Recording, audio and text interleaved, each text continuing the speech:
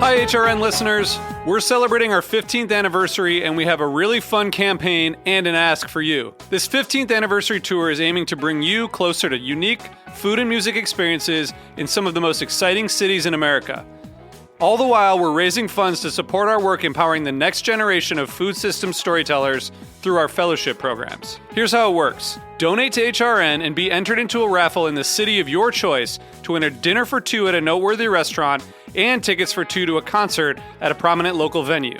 We have incredible partners in New York, Los Angeles, Philadelphia, Nashville, Las Vegas, Charleston, Asheville, and Ardmore, Pennsylvania, who have donated a meal for two and two tickets to a concert of the winner's choice. And all donations help fund our fellowship programs, where we're helping to build essential workforce readiness skills and food system storytelling skills. Check out heritageradionetwork.org/15 to donate and enter to win today. That's heritageradionetwork.org/15. Thank you. This episode is brought to you by Just Egg. It's a butter egg made from plants. Bring more customers in your doors with Just Egg. Start with a free sample at ju.st/HRN. This episode is brought to you by Honeycomb Credit. Heritage Radio Network listeners can learn more about the power of community capital by visiting honeycombcredit.com/HRN. This week on Meat and Three, we're talking about the United States' biggest crop. It's corn. They will always tell you that corn is like their family. Corn is their family. You treat corn like you would treat your family. These subsidy programs are supposed to be for really dealing with unexpected things that happen to farmers, although in practice, a lot of times, farmers are actually paid farm subsidies for things that we can control and do expect. There's this constant warfare going on between the oil industry and the grain industry. Tune in to Meat and Three, available wherever you get your podcasts.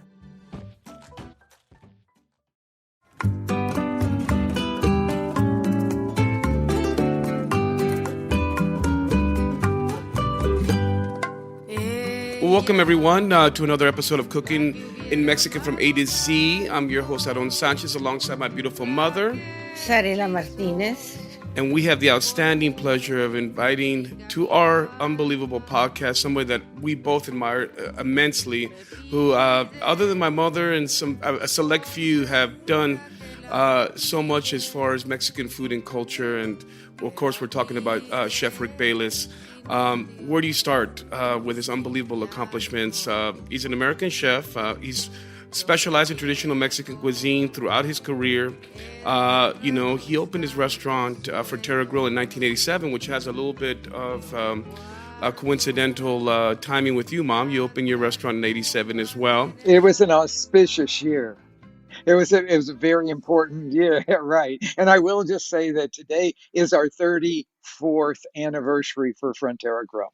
I'm sorry to interrupt. No, not at all. I think that's exactly what our listeners want to hear, Chef. We want to talk about all the tremendous legacy that you've put forward with Frontera Grill, and of course, let's not forget about Tompolo Bompo, which you opened in '89.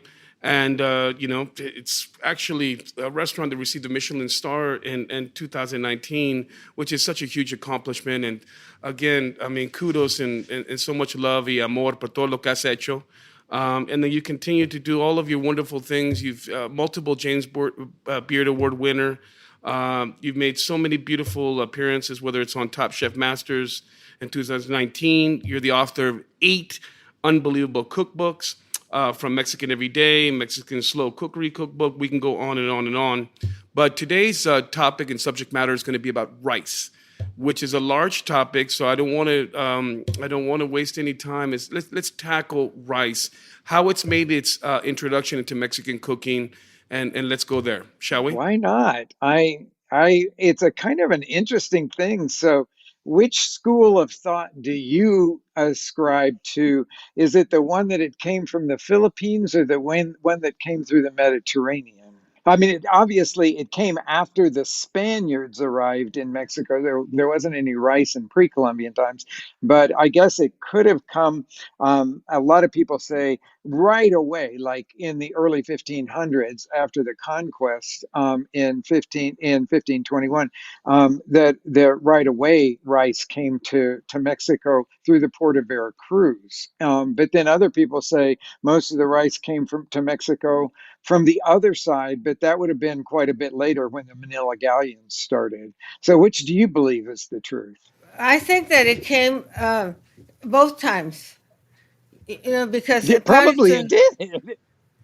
because the thing is that one side is so far Mhm. away from the other, as far as getting from one side to the other, So the thing is that I do think it came from there, and then the people just really took to it immediately. Yeah, so we talked about, Chef, the idea of the Port of Veracruz. Not just rice, but so many ingredients from Europe came and found its way into Mexico through the Port of Veracruz. People talk about 1519 when Cortez came.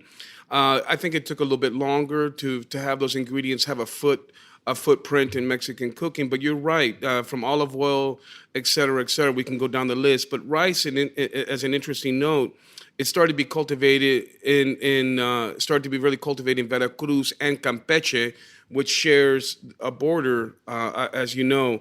What was your first introduction to rice dishes, Chef Rick, as far as when you started to really delve deep into the cuisine?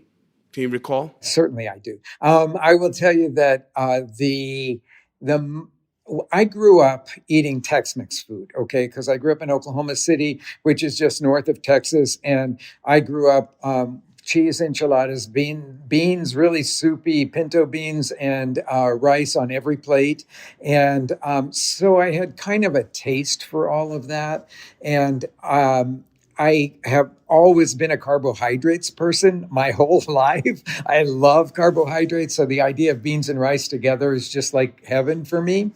So I grew up with all of that. But then when I first went to Mexico, I was 14 years old and I expected to get the same sort of soupy beans on the plate with a spoonful of rice on everything. And I was in Mexico City and they just almost never do that. I mean, it's a dish will either get beans or it will get rice. And I was so used to that sort of pink tomato colored rice that I had grown up on. And here in Mexico City, I went to the Café de Tacuba in downtown Mexico City, and they served me this fluffy white rice with lots of onion cooked in it and all this delicious stuff. And I was like, oh my God, what is this? I had only eaten white rice like in Chinese restaurants before. I mean, we had a few Chinese restaurants in Oklahoma City. Not that we had a lot of them, but part of my family really loved eating Chinese food, so mostly sweet and sour pork. But we would go there and we would eat that kind of rice. But when I got to Mexico City and I tasted that first sort of pilaf style white rice at the Café de Tacuba, I was just blown away. I'd never had anything quite so delicious in my life, and I just wanted to go live in that for a while. So it opened my mind that not all Mexican rice is that tomato flavored or colored rice. Well, at the ranch, we used to have rice with bananas, not Dear, with yes. yeah, the red rice with bananas. See, I've eaten so much of it in Veracruz on the Gulf side of Mexico. I've eaten so much white rice with plantains in it there. Now, when you say bananas, do you mean plantains or do you mean No, I mean bananas. regular? Bananas. Yeah, because at the ranch we were at 7,000 feet. So Oh, yeah, they yeah. would bring the bananas. Sometimes those little ones from the Mercado de Yeah, Juarez, and yeah, yeah, it was yeah. delicious. It was a delicious flavor. Wow, that's very cool. I've never had that, the red rice with regular bananas. I've mostly just had that white rice with the fried plantains, which is like one of my best dishes in the whole wide world. I could eat that morning, noon, and night. And how do you cook your white rice? Your rice. One of the things that I found fascinating when I was doing research for this piece is that I took out 7 cookbooks from well-known Mexican chefs in the United States and in Mexico. Everyone cooks rice in a completely different way. But don't most of them start by sauteing the raw rice in some oil or some kind of fat? Don't most of them do it that No, way? no. They start with soaking. Well, soaking, I mean after the soaking part of it. Yeah, but then the next step after that is the frying the raw rice in some kind of oil. Until it sounds like sand. Yeah, until it sounds like sand. And it Yeah. really does sound like sand when you get it to the right place and it starts making that sound when you put it, especially if you put like a wooden spoon or something through it, it starts having that sound like you're stirring rice. It's super cool. But I will say that one of the reasons that I think that the rice really took root from the bringing it over to Veracruz is because that method of cooking rice really is something that came all the way across North Africa with the Arabs and then into Spain. And then the Spaniards learned to cook rice that way for several reasons, but they learned to cook it that way. And then they brought that, I think, over to Mexico. And for me, I think it's that sort of, because that's the standard way. Most people call it a pilaf style, where you saute the raw rice first in oil. But it's, if you think about it, in that Arab world, they love lots of little tiny pieces of stuff. I mean, if you just think about couscous and stuff, and most of the rice that was grown around there was a shorter grain rice, which just cooks up really sticky. And if you saute it in oil first, then it separates into those beautiful things. I mean, most paella recipes will tell you to start off with that shorter grain arborio rice and cook it in some fat first, and then make your paella with it. Yeah, and I think the most traditional rice that people are accustomed to in Mexico is the long grain rice. You know, or you guys want to debate that? I disagree. I'm with Zarela on this one. I know people eat the long grain rice, but that really famous, the one rice from Morelos that is so famous in Mexico that has its own denomination of origin. That is the only rice in Mexico that has a denomination of origin. It's more like a medium grain rice. It's not like a long rice. I know a lot of people eat their long grain rice, but it's not my favorite. I agree with Zarela.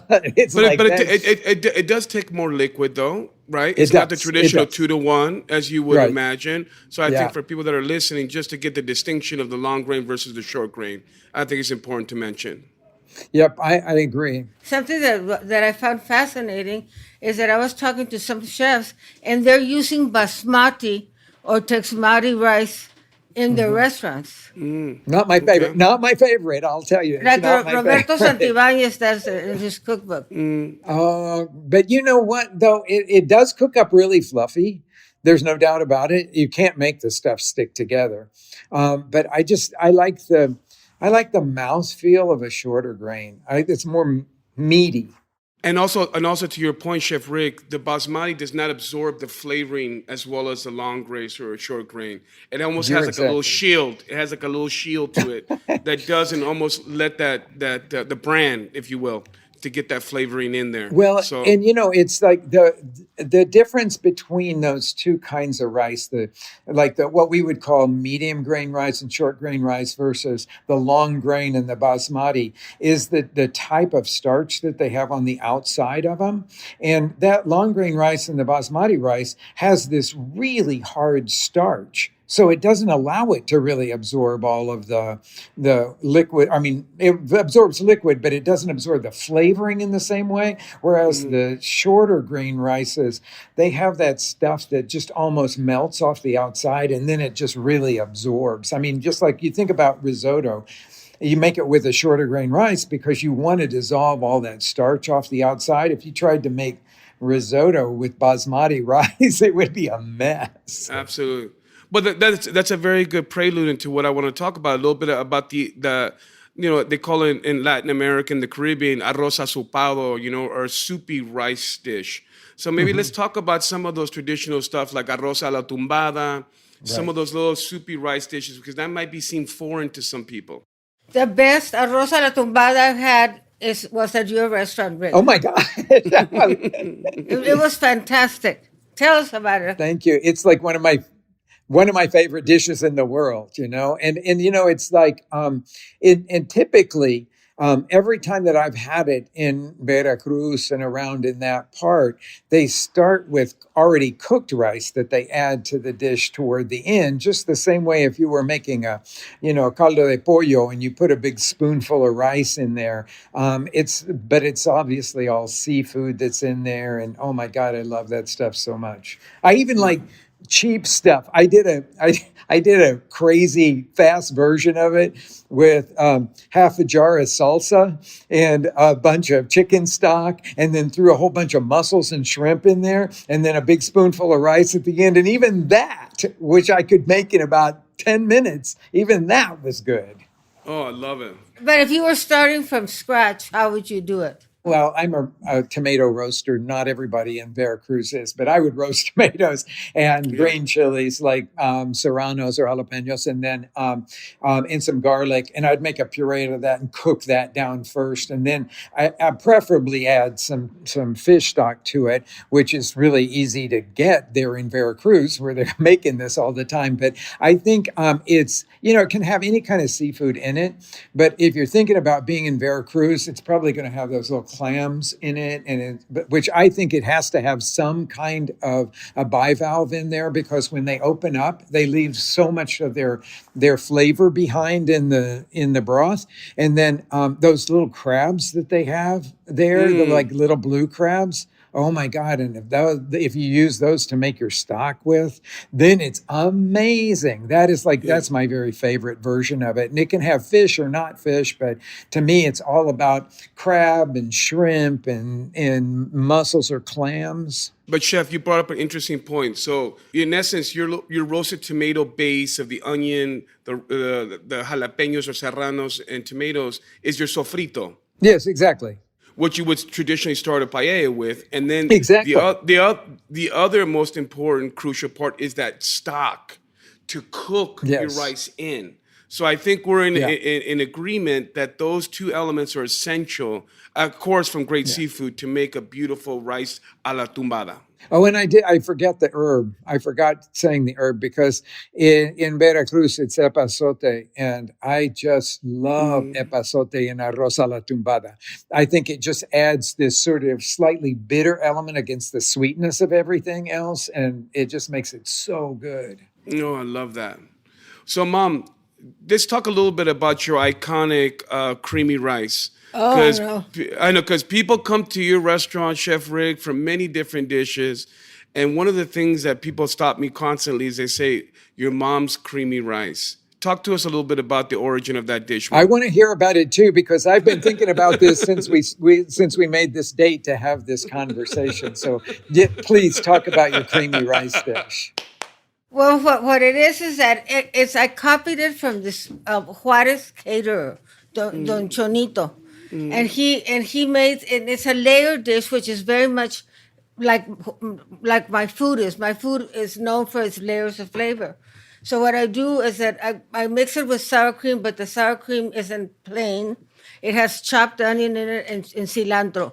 So then you get that little raw onion and fresh cilantro flavor.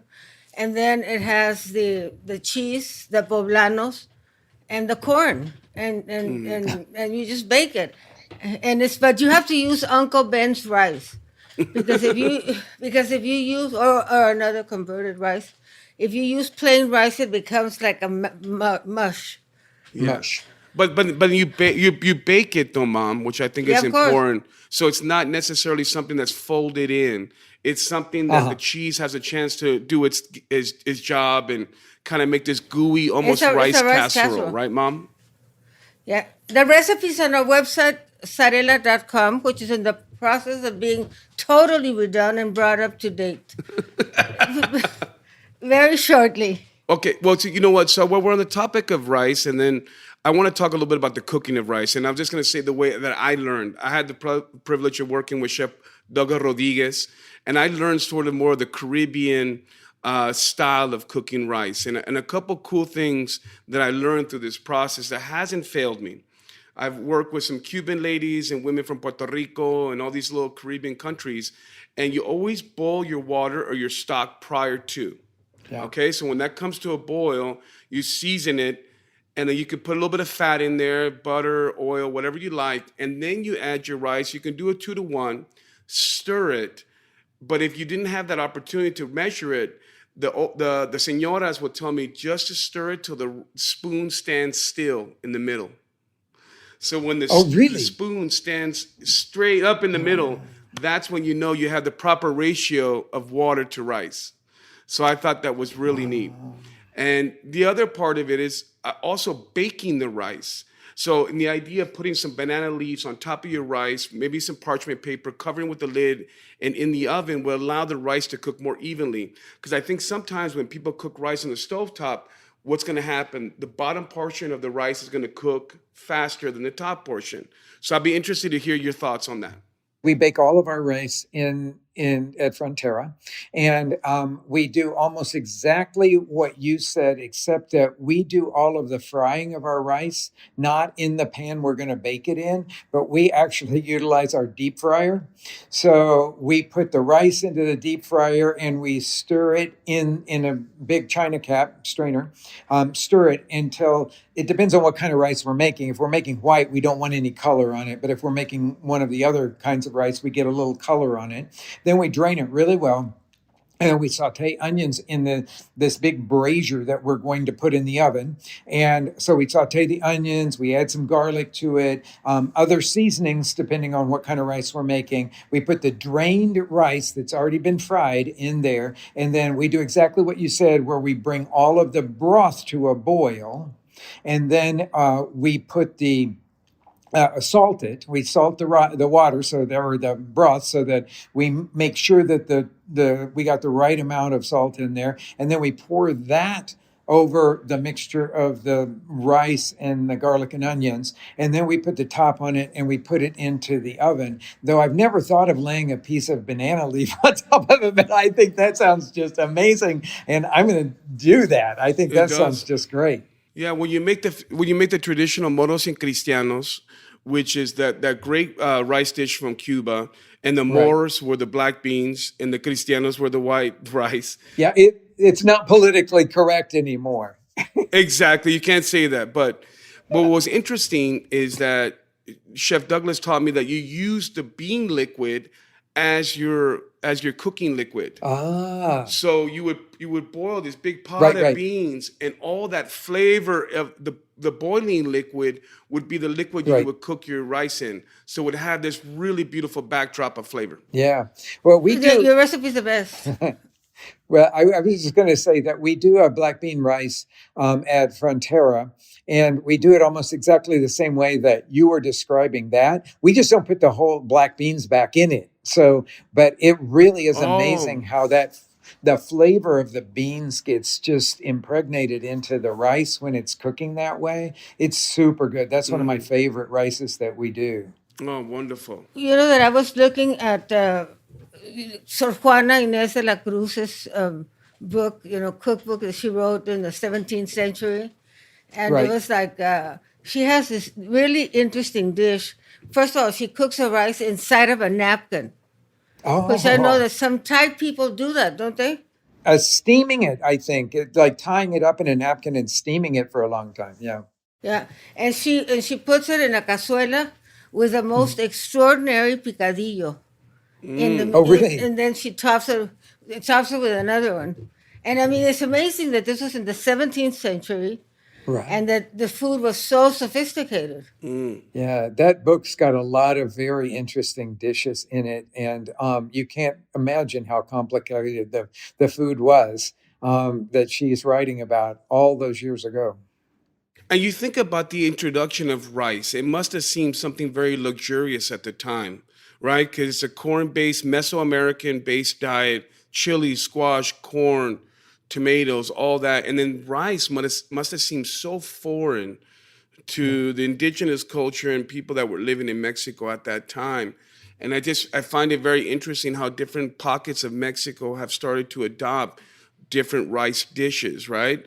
In your travels, Rick, Mom, Have you seen some other rice dishes from different areas in Mexico that really stuck with you, that were eye-raising? I like this the arroz verde that they make over in Veracruz area too. It seems like we're spending a lot of time in Veracruz on this chat here, but I like that arroz verde. I've actually had it in other places as well, but the one that comes to my mind the most is one that has a whole lot of herb, like an herb puree that's added to the rice, and so it just like jumps up, and it's super good if you have like something like arroz verde with a green mole. The flavors, it just they go so well together and are so complementary. So I like that kind of things. Once down in Guerrero, somebody made for me an arroz rojo, but it wasn't tomato; it was red chili, and I think it was all. It was guajillo, and so you made just like a puree of guajillos, and then put that into the liquid that you were cooking the rice with, and I found that one to be just absolutely delicious. So the nice thing about rice is that it will take pretty much anything that you want to put in it. And so I like all those kinds of rice dishes, the ones where, they take boil some pork up and you got little pieces of boiled pork shoulder or something, and then you add the rice to it and then you cook that. And so you've got this dish that's sort of like a rice casserole, but not creamy, And there's just so many different things that you can do. That dried shrimp one. Oh, the dried shrimp yes, one. I had forgotten. I love that. Yeah. Yeah, that's fantastic. Where did you have that? I had that down on the Isthmus of Tehuantepec. In Oaxaca. In Oaxaca, yes. That's where I had it. Yeah. Yeah. Well, they had that amazing tradition that they make San Mateo del Mar, and they bring a big fish to the table first. And if that finishes, they bring a smaller fish next. And if that finishes, they bring a smaller fish next until everybody's satisfied. It was such a... I love that. It's an interesting culture there. My mom used to make one that was very interesting. She used to make a rice casserole, but she beat egg whites. Oh, really? And folded it into the rice. Wow. And baked it. Why, Mom? Why? Because it made it light and really interesting. She would just put spices on it. It was a savory dish. It wasn't a sweet dish. And did it have meat in it, Zarela, or was it just a rice like an accompaniment? No, it was just plain. Okay, interesting. Yeah, and something interesting to mention is like the idea of rice being served next to mole, because you brought it up, Chef.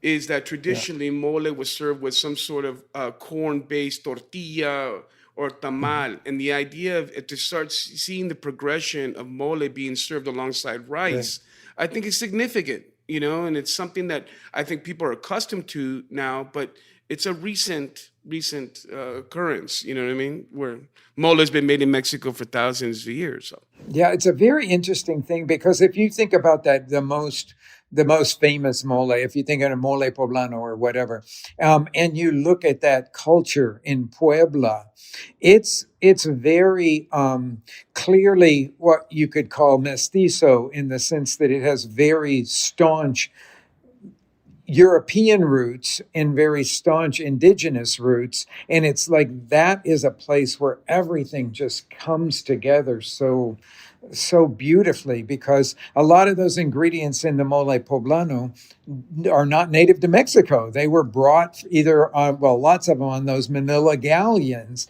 And then you think about the rice as the accompaniment. Yeah, that came from far away as well. So you end up with this dish that is perfectly Mexican, but it's a blend of several cultures. Well, they say that it's the first fusion cuisine. Indeed. It is the first fusion cuisine. I don't know if it's really the first, but it's certainly one of the most notable. And when you think about how beautiful and perfect that fusion is, it's not like one person making something up. It was like a whole culture conspiring to bring these elements together in perfect union. But when they all came together, they created a new culture. That was the whole thing. And so that Mexican culture is not just indigenous and it's not just European. It's like the perfect blend of all of those things. And when you travel through Mexico, as you guys know really well, you find different pockets, like in Oaxaca, where the indigenous part comes up better. Or you go to Puebla and it's more of the European side comes to the top. And you find that just happening all over Mexico. I love that. And in Veracruz, you have all the Afro-Mexican. Yeah. Those really delicious flavors that come from the Caribbean and settle there in Veracruz. Lots of people don't know that exists. Exactly. We're talking about yuca. We're talking about plantains. All that got introduced via Veracruz and that beautiful exchange through the Caribbean on way to Querido Mexico. Let's talk a little bit about rice and desserts, shall we? So I want to ask one. I think that's a great idea, but I just want to ask one last question of this. Do you know any dish where they're looking for the socorrat in Mexico? No, I don't. And I love that crunchy base to the rice cooking, but I don't know of anybody that does that in Mexico that's not like steeped in paella making Spanish. Or something like that. Yeah. Well, in Puerto Rico, they call it pegao, right? El pegao. It's bad Spanish, but it's pegado. what sticks to the bottom of the pot of rice that you're making. So yeah, that little crispy bits, Mom, or something that really is a treat if people are open-minded. Yes. Yeah. So desserts? Yeah. Anyone? Well, let's breach the subject about horchata. Okay. I mean, and then we can talk a little bit about arroz con leche and all that. But let's talk about the fascination with the rice-based beverage that is so popular and so iconic. Shall we? Let's break down horchata a little bit. I would say it's very, very base. You soak rice with some cinnamon sticks. A lot of people say do it overnight. Then you put that in the blender and you blend that, and then you strain that, which is a pain because it's hard to strain out all those little bits. And then you sweeten it, and then you've got horchata. But it's a kind of weirdly thin horchata, it seems to me. And so a lot of people will put a little bit of canned milk in it or something like that to give it a little bit more body. I like what they do in Oaxaca, where they with the rice, they soak a whole handful of almonds, and then you blend all that, and that gives it a lot more body, and you don't have to put the dairy in it to get that. Or like out in Yucatan, a lot of people will put coconut milk in it and call it horchata de coco. Yeah. But I like that one a lot too. That's one of my favorites. In Oaxaca, they also sell it with some berries or something. What is it? What is it that we saw that we were talking about the other day? It's called yotilla. Yotilla. It's a little tiny cactus fruit that is the darkest, most gorgeous red in the entire world. If you know that red of prickly pears, this is even more intense than that. But it looks like a little tiny pine cone. And then you just open it up and scrape out the cinder of it. And that's what they put in the horchata in the market there in Oaxaca City. And it's so gorgeous because they put a little drop of it on the top, and it swirls down through the glass and turns the whole thing pink. It's so cool. And then they pile on cubes of cantaloupe and some pecans, and all of a sudden it looks like one of those Vietnamese drinks that has all the stuff in it. You know, it's just like that is like you can tell this is one of my very favorite things in the whole wide world. In fact, I am looking now at a picture of Casilda's stall, the one that's been there for 120 years in the market in Oaxaca, and I have this picture hanging on my office wall so that I can think about drinking horchata con yotilla there. It's just so fabulous. Well, you know, a holiday's coming up that's beautiful in Oaxaca. It's a day of the Samaritana. You know, when Jesus was dying of thirst and somebody gave him water at the well. Well, what they do in Oaxaca is that they set up tables and they give out agua fresca on that day right before Easter. Wow.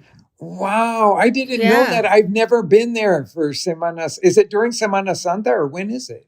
Yeah, it's like the last Thursday or the second to the last Thursday of right before Lent, right before the end of Of right before Lent. Easter. Okay. Wow. Man, I gotta go for that. And it's also, I mean, you think about just some of the mouthfeel and some of the flavor profiles of horchata. It's a great way to, if you've had a spicy taco or have had some salsa that might have kicked your butt a little bit. The horchata is a nice neutralizer of the heat, but it's also has that beautiful sort of almost fermented flavor of the rice. And I think it's refreshing. I think it's unusual. I think it's particular to Mexico, which is something really neat.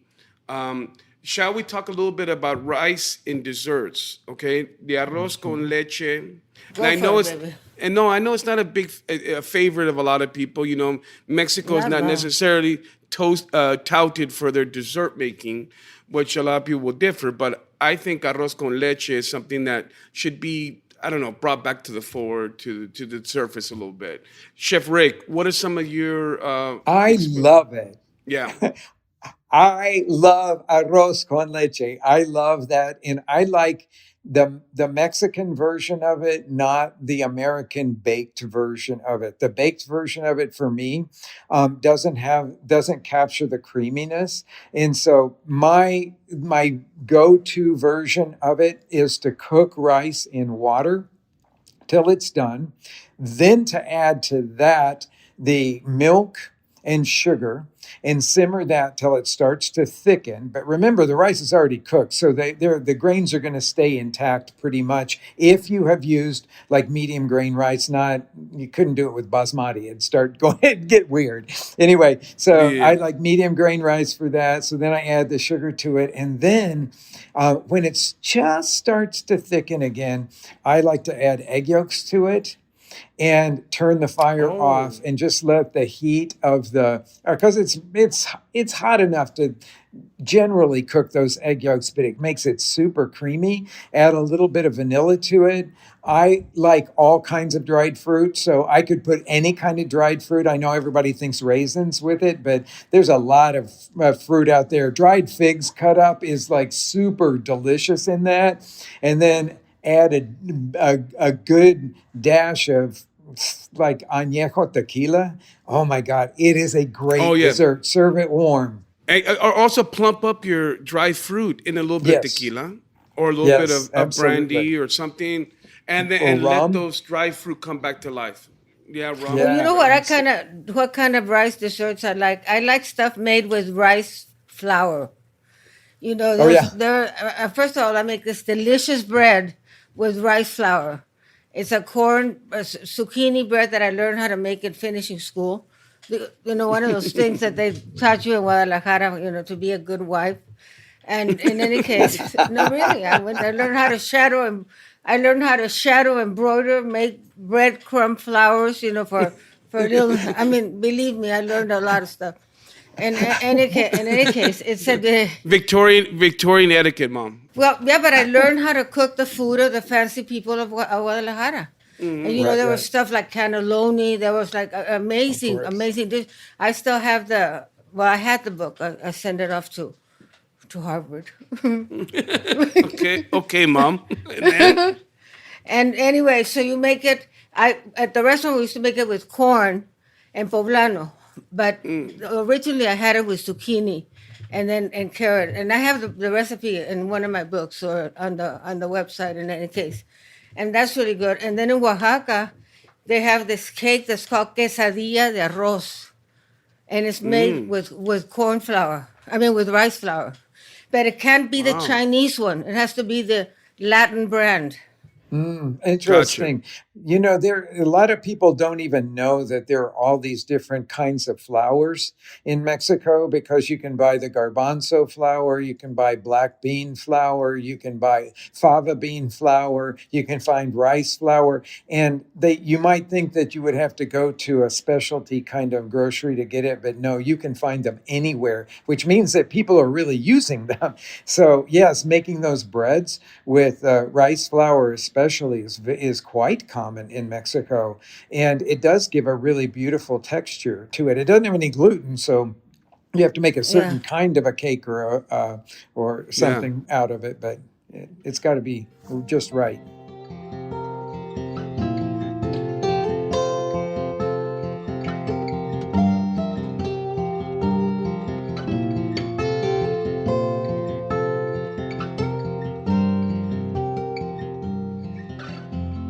This episode is brought to you by Just Egg. You can't have plant-based breakfast without a plant-based egg. Just Egg is now the fastest growing egg brand in the United States. Bring more plant-based customers into your doors with easy-to-use Just Egg. You can get started with a free sample. Just head to ju.st/hrn. Made from plants, Just Egg is a better egg for you and for the planet. It's healthier, with no cholesterol and less saturated fat. And it's more sustainable. Just Egg uses less water and generates fewer carbon emissions. Most importantly, it's delicious. For our listeners who operate a food service establishment, you can get a sample for free. Head to ju.st/hrn. Just Egg makes a delicious plant-based addition to any menu. It's available as a liquid scramble, great for omelets, frittatas, stir-fries, and French toast.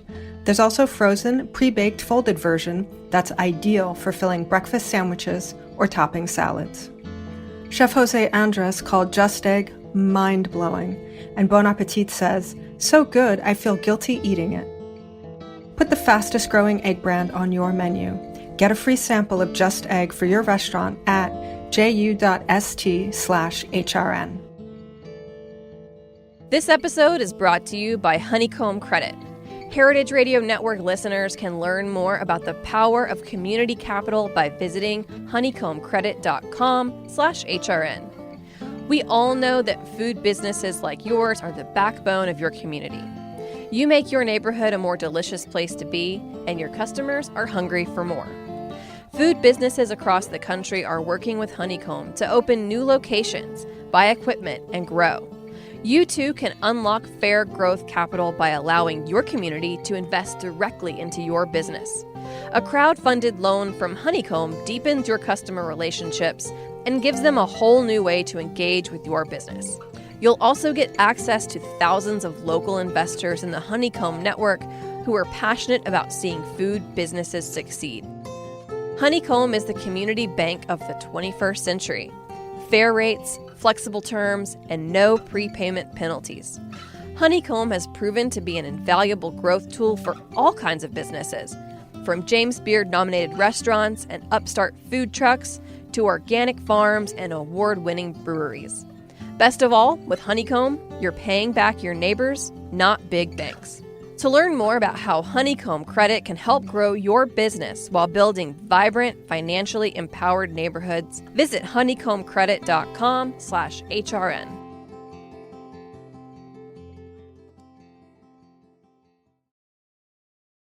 I would be remiss really quickly because I'm going to go back a little bit in time, but the idea of when you were talking about frying the rice, Chef Rick, and getting that sort of texture, at our restaurant, Johnny Sanchez in New Orleans, we do an arroz con pollo, but what we do is we actually cook the rice, we let it cool down, very flavorful broth, et cetera, et cetera. Then we cool it down and we toss it in rice flour after it's set overnight.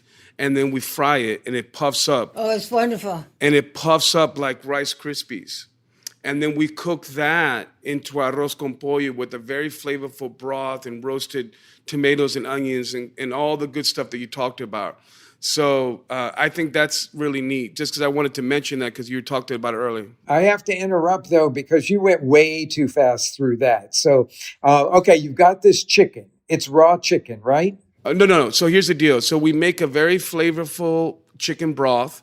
We cook everything traditional. You know how it is. Whole carcasses, tomato, onions studded with clove, bay leaf, everything. That cooks down. Then we reserve that broth, and then we cook our rice in that very flavorful broth. And once it's cooled, we put it on sheet trays, and we almost put fans on it in the walk-in. Yeah, okay. And that will aerate overnight. And then the next day we dust it in rice flour. and then we fry it. You dust the So what ends up rice hap- with that. Oh, rice flour. It's So fantastic. and then we fry it so they become like little Rice Krispies.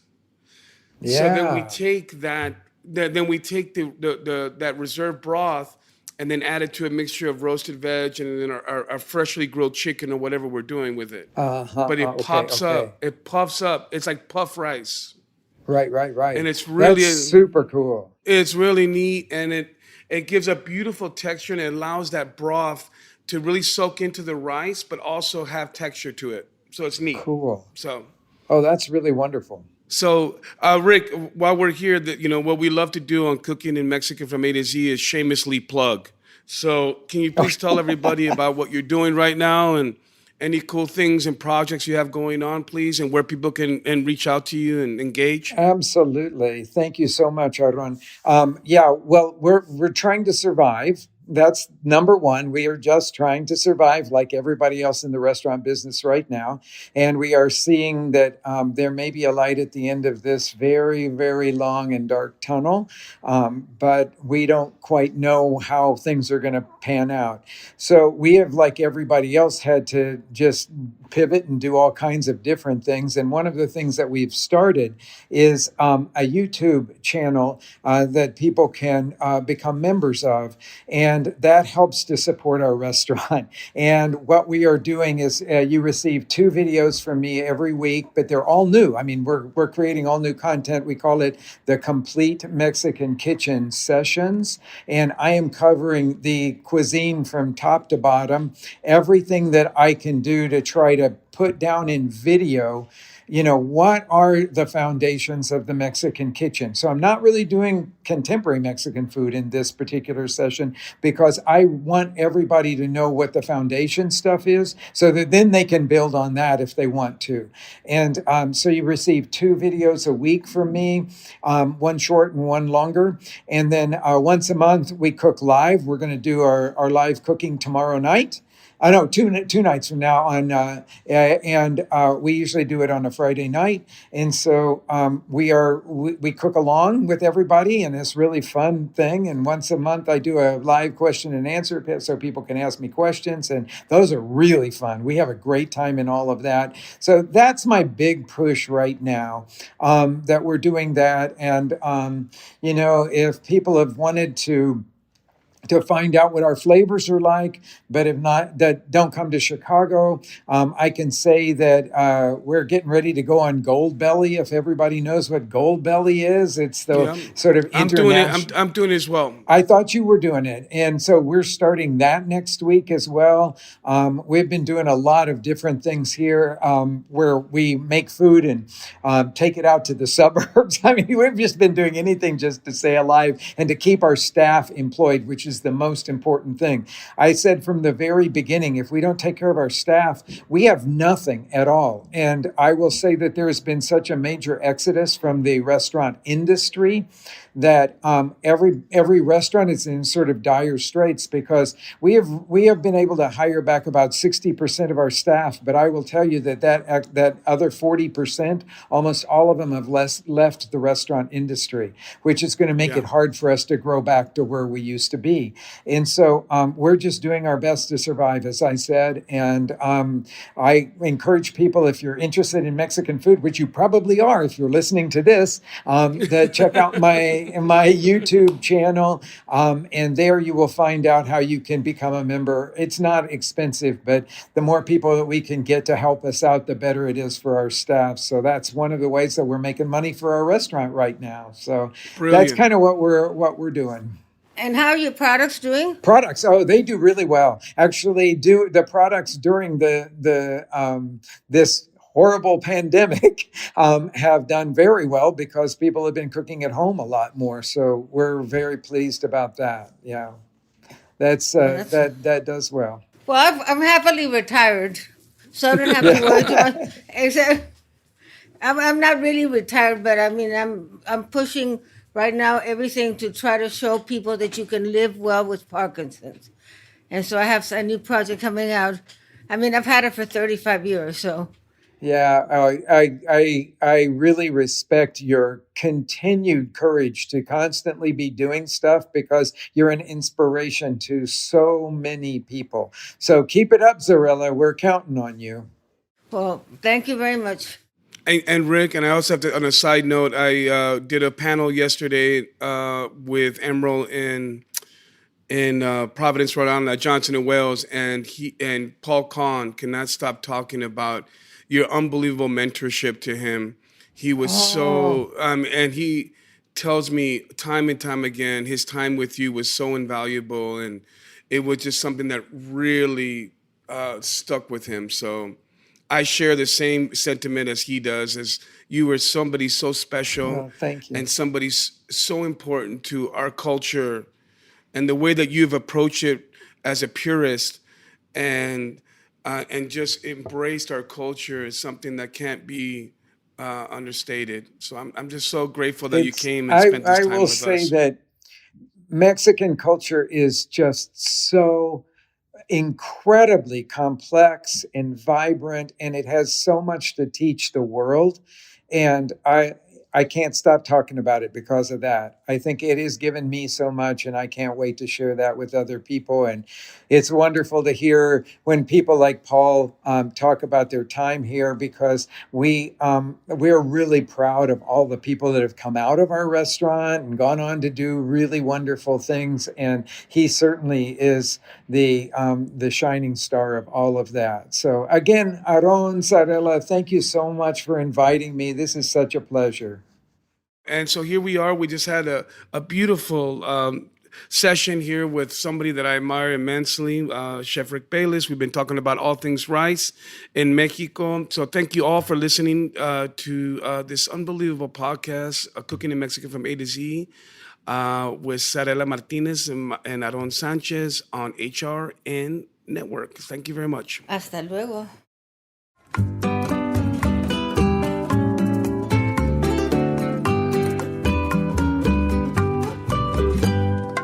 Cooking in Mexican from A to Z is powered by Simple Cast. Thanks for listening to Heritage Radio Network, food radio supported by you. For our freshest content, subscribe to our newsletter. Enter your email at the bottom of our website, heritageradionetwork.org. Connect with us on Instagram and Twitter at heritage_radio. You can also find us at facebook.com/Heritage Radio Network. Heritage Radio Network is a nonprofit organization driving conversations to make the world a better, fairer, and more delicious place. And we couldn't do it without your support from listeners like you. Want to be part of the food world's most innovative community? Subscribe to the shows you like.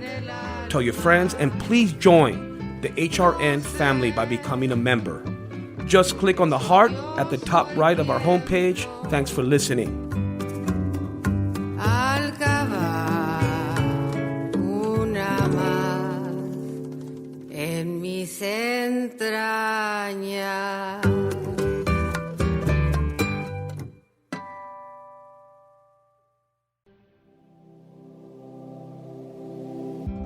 Hey there, I'm Lee Ullman here with some big news from the National Young Farmers Coalition.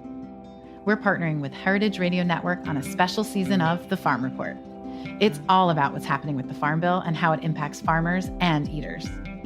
I am growing diversified vegetables on land that's been in our family for 150 years. And so with the pandemic, gentrification, property values going up, we had to sell the land and we lost it. Join us as we uncover the untold stories behind this massive piece of legislation that shapes how we grow our food, what we eat, and so much more. The problems we have had, those are things that come from earlier Farm Bill and USDA policy, right? Like Earl Butts, get big or get out. You know, it's my responsibility to know not only what I'm eating, but then like how that all came to be. And realize like, wow, like this piece of legislation, all this money, like it's technically something that I support as a taxpayer. While Congress debates the next Farm Bill, this is not just an invitation to listen. It's a call to action. Be part of the conversation. Subscribe to the Farm Report on Heritage Radio Network, wherever you listen to podcasts.